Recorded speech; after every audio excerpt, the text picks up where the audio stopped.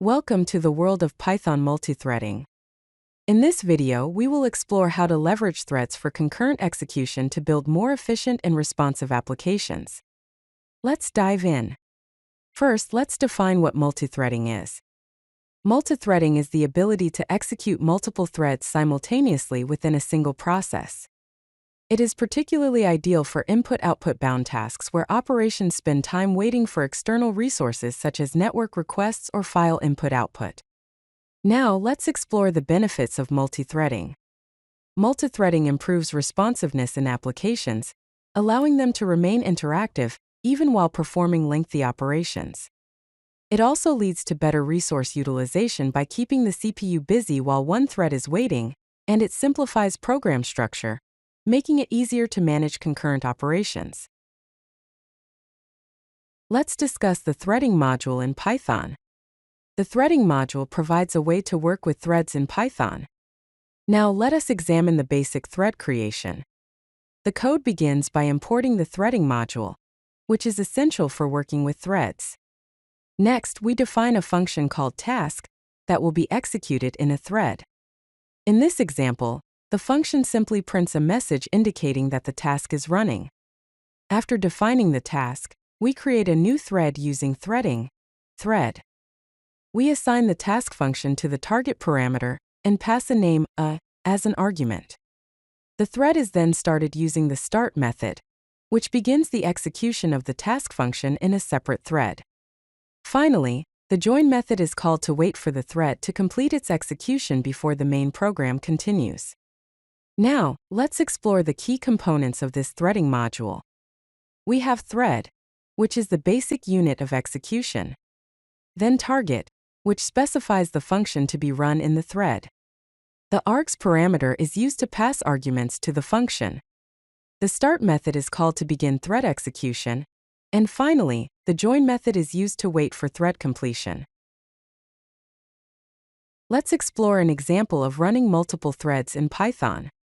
This example demonstrates how to run multiple threads concurrently to improve performance.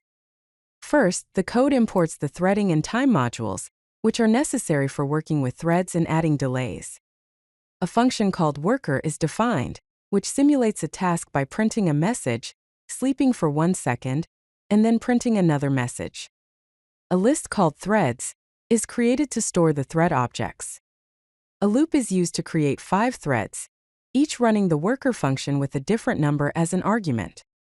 The threads are appended to the threads list and started using the start method. Another loop is used to wait for all threads to complete their execution by calling the join method on each thread. This ensures that the main program waits for all threads to finish before exiting. Now let's discuss thread management. All threads run concurrently, allowing multiple tasks to be performed in parallel. The threads are stored in a list for easy management and control. The join all operation waits for all threads to complete before the main program exits. This approach is ideal for input-output operations where tasks spend time waiting for external resources. Now let's understand thread synchronization, which is crucial for managing shared resources in multi-threaded environments. Let's explore how to use locks for thread synchronization. In this example, a shared variable called counter is incremented by multiple threads. To prevent race conditions, a lock is used to ensure that only one thread can access the counter at a time. The increment function acquires the lock before accessing the counter, increments it, and then releases the lock. This ensures that the increment operation is atomic and thread-safe. 10 threads are created and started, each running the increment function. The with lock statement automatically acquires the lock before entering the critical section and releases it when exiting, ensuring proper synchronization.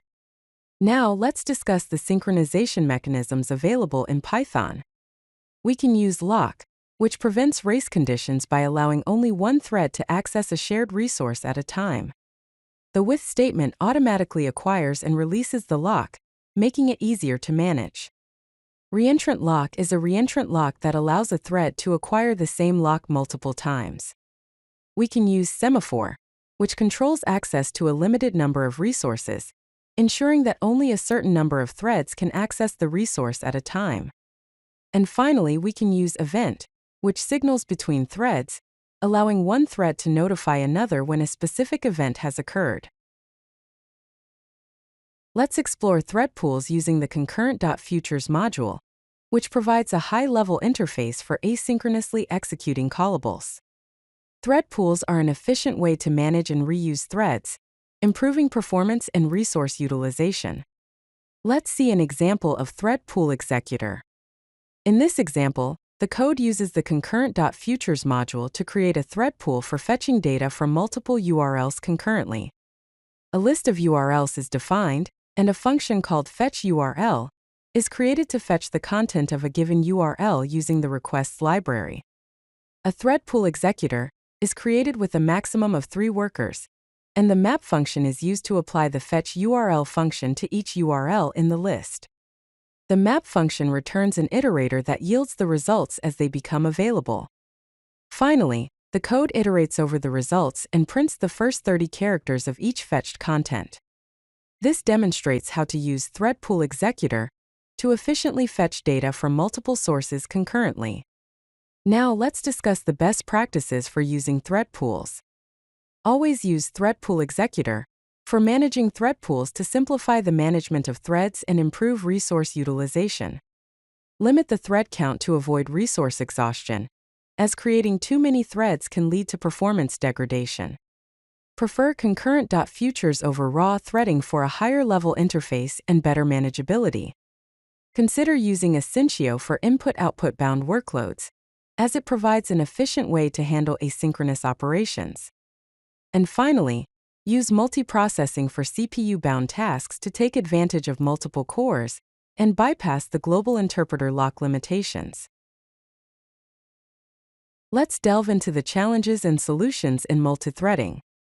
Multithreading introduces complexities such as race conditions and deadlocks, which must be addressed to ensure program correctness and stability. Let's discuss some common challenges. Race conditions occur when multiple threads access shared data concurrently, leading to unpredictable results. Deadlocks happen when threads wait for each other indefinitely, causing the program to freeze. The global interpreter lock in Python limits true parallelism for CPU-bound tasks. Ensuring thread safety is crucial to prevent data corruption and unexpected behavior. Proper resource management is essential to control thread creation and avoid resource exhaustion.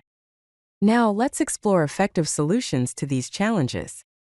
Proper synchronization using locks, semaphores, and events can prevent race conditions and ensure thread safety.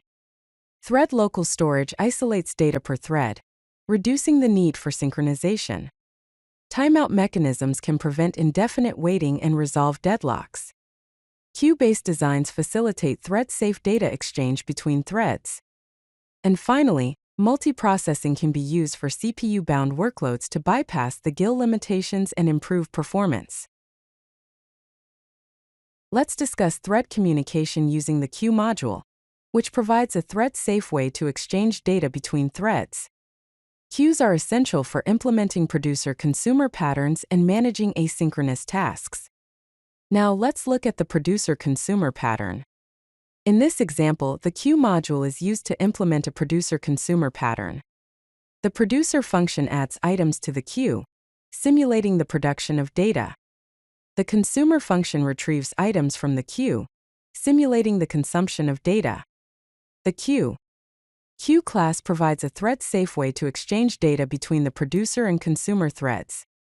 The producer adds items to the queue using queue.put, and the consumer retrieves items using queue.get.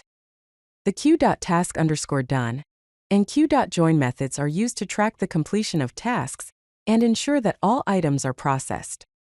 Now let's discuss the benefits of using queues for thread communication. Queues are thread-safe, eliminating the need for explicit locks. They provide decoupling between producers and consumers, allowing them to operate independently. Optional size limits can be imposed for flow control, preventing the queue from growing indefinitely.